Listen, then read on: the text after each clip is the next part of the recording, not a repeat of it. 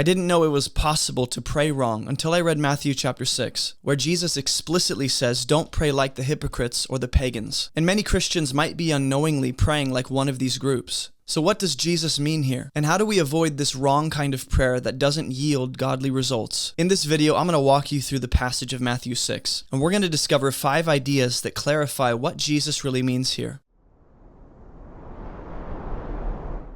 For those of you that don't want to wait till the end to know what Jesus means here, here's 5 simple things he's saying. Number 1, don't pray to men. Number 2, don't pray for wrong rewards. Number 3, don't pray mindlessly. Number 4, don't pray like the occult. And number 5, don't pray with the wrong trust.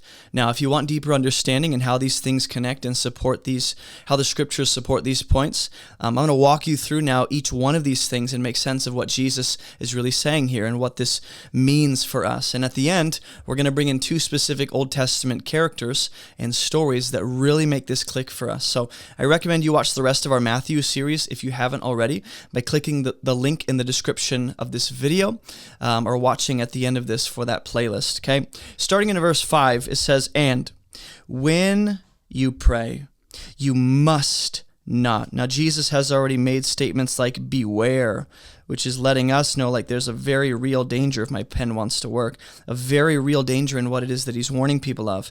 You must not be like the hypocrites. For, this word for tells us because, or here's the reason, here's why, or what it means, they love to stand and pray in the synagogues.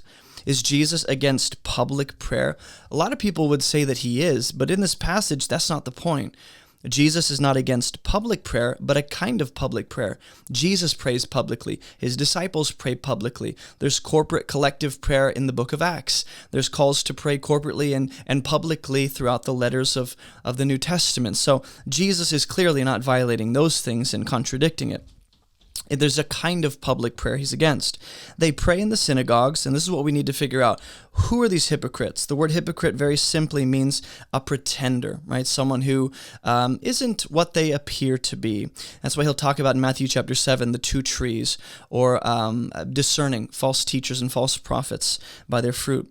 They pray in the synagogues and at the street corners, that they may be seen. And if you notice earlier when Jesus talked about giving, these are the same categories he used, the street corners and the synagogues, these 2 places, which might bring us back to Proverbs where wisdom is crying out in these very public spaces, both the spiritual and the kind of ordinary marketplace. They want to be seen by others. Okay, so that's one of the most important things to pay attention to. If we want to pray rightly, this should not be our emphasis, to be seen by others. So just a few things that we ought to, take and apply to ourselves. Number 1, don't use prayer as a way to gain attention or approval or applause. Don't use God's spiritual gift of prayer for worldly gain. Don't pray to impress people and don't pretend to be spiritual. Okay, so that's the first thing to notice about what it means to pray properly, or the bad example of prayer, right? These people, they use prayer as a means to get those things. And then Jesus says, I say to you truly, right? And you wouldn't really expect what he's about to say, but based on, if you read his little section or heard his section on giving, then you're like, oh, I see where you're going, okay? They've received their reward. And this is the question we should be asking, what is this reward? And how is it that they've gained it? Why has God allowed them to succeed in getting what it is they desired? Number 2, when it comes to what Jesus means here, we should pray like God rewards us, because these hypocrites right here, they're after the wrong reward. They're not praying like God rewards his people. And we're going to see in the next verse, Jesus tells us what to do. But here's a contrast. When you pray, it's going to look different. Go into your room, right? Which doesn't mean Jesus is against public prayer. He's just talking about the heart posture of a person. We need to both have private and public prayer lives. If you only have one without the other, you're imbalanced. And shut the door and pray to your Father who is in secret. We're going to bring in Daniel, the story of Daniel when Nebuchadnezzar essentially said, I'm going to kill all the wise men because they can't interpret my dream. Daniel goes into his home privately, shuts the door and prays. And God gives him an answer to interpret Nebuchadnezzar's dream. And pray to your Father who's in secret. And your Father who sees in secret. Emphasis on the secrecy here. It doesn't mean that God only wants us to do things in secret. In Matthew 5:16, he says, said, let your light so shine. So there should be a public dimension to our spiritual life, to our faith, to our righteousness, right? But it's not only secret and it's not only public, it's both. Have a genuine, faithful, life dedicated to God. Your Father will reward you, okay? That's the second thing to pay attention to, is we should pray like God rewards us. These hypocrites do not. They're after the wrong rewards. And Jesus says to go into your inner room or into your room and shut the door. And we'll bring in Daniel at the end of this. And kind of adding on to it, when you pray, do not heap up empty phrases as the Gentiles do. A Gentile, very simply in this culture, is a non-Jew. You can have proselytes who are Gentile converts into Judaism through circumcision and adherence to the Torah. But we're talking about pagan non-Jews here who have their false gods and their false worship system with all these evil sacrifices and such and their own spiritual kind of framework. Jesus says don't pray like them. And what we need to be cautious of is not just the public dimension of prayer and how we can find ourselves in danger of wanting people to notice and caring about people's opinion, but also that pagan dimension of prayer that can leak in.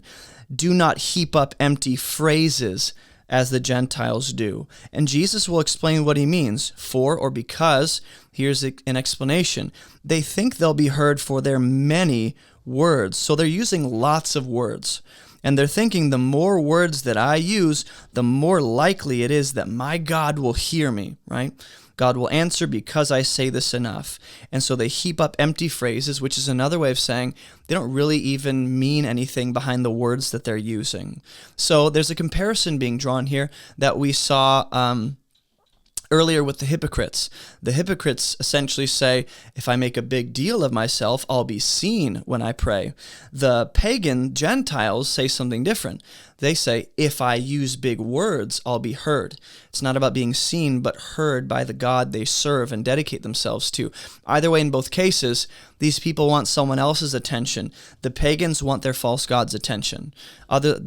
Both these groups want someone else's attention other than God's, the true God's. Hey, if you don't know me, my name is Jason, and you can find everything about this ministry on abovereproachministry.com. All of our Bible resources, our online church, ways to support this ministry, and so much more. And if you live anywhere near Spartanburg, South Carolina, come check out our church on Sundays at 10 a.m. Also, I have 2 brief updates for those of you that are part of this community. Number 1, the revision of my book Fruitful is coming out soon, hopefully in the next few weeks. So be sure to grab a copy of that when it does release. And number 2, we now have options on our website for monthly support. And when you become part of our monthly support team, you get access to all of our exclusive teachings and videos that get released every week. This is just my way of saying thank you. All right, that's all I got for you. Let's get back to the video. The hypocrites don't care about God's opinion. So here's the third thing Jesus means in this section when he says don't pray like the hypocrites or the pagans. Number 3, don't pray mindlessly. Don't repeat your words like an incantation or a magic spell that guarantees a set of results if you say it the right way or say it with enough volume or say the right words. Because a lot of times when we think about incantations or magic spells, there's no meaning behind the words. The words themselves become the basis of what people trust in, the basis of the power. And you're not even thinking through what you're saying. You don't even mean anything. You're mindlessly regurgitating words that you've heard someone else say or you think will work. The fourth thing is that they think they'll be heard for their many words. So number 4, don't pray with your trust in your words or your speech or your volume or the phrases or the Christianese that you use, but rather let your trust be in God when you pray. They think God will listen to me and is more likely to do it if I say this enough times or if I use the right language, and the trust becomes in your words. And so they're heard for their many words. Don't be like them. Here's the key difference between the followers of Jesus, who follow the true and living God, and these pagan Gentiles. Don't be like them, for your Father. Here's why you don't need to mindlessly regurgitate, use vain repetition, use words without meaning. Your Father knows what you need before you ask him. Which tells us what? these Gentiles, they do not have that assurance. They do not have like a confidence, a sense of security, knowledge from intimacy and relationship. Their God is distant. Their God is it's a very transactional relationship, if anything like that. So we're going to see that this is what the prophets of Baal or Baal did on Mount Carmel with Elijah between when there was the battle between Yahweh, the God of Israel, and Baal, the God of the Canaanites. I think is who he's the God of. Either way, Elijah is going to pray while the prophets are going to mindlessly scream out and cry out and start cutting themselves. And they put a lot of their trust in their words, how much they say it. And sometimes we think that if I say this enough times, that doesn't mean we shouldn't be persistent in prayer, and it doesn't mean we can't repeat prayers, but do you mindlessly repeat what you're saying without even thinking about what it is that you mean?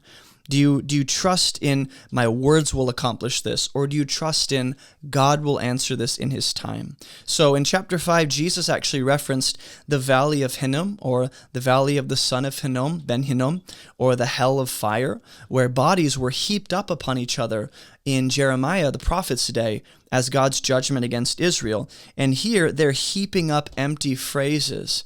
Right, so these two ideas play off each other, and you can go explore that on your own. Jesus says, don't be like them. So here's the fifth thing. When it comes to praying like pretenders or pagans, they don't pray with this assurance and confidence in their God because he doesn't exist.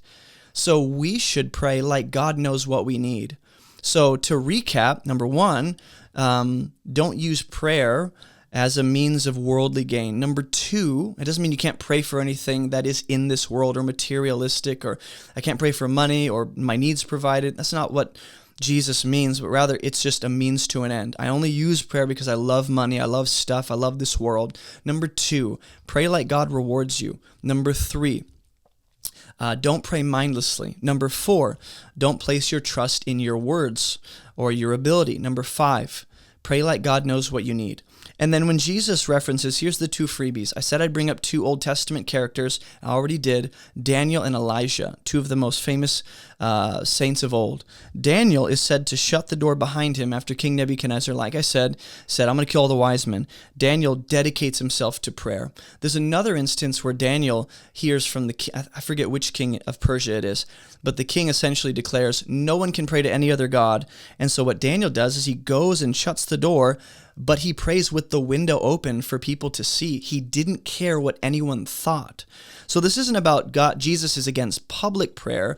He's against a kind of public prayer where your words to God are framed up as being two people. And so what you think about people and what you think about what they think about you changes how you're going to phrase things and how you use big Christian words. And because people are listening, I don't want to sound stupid.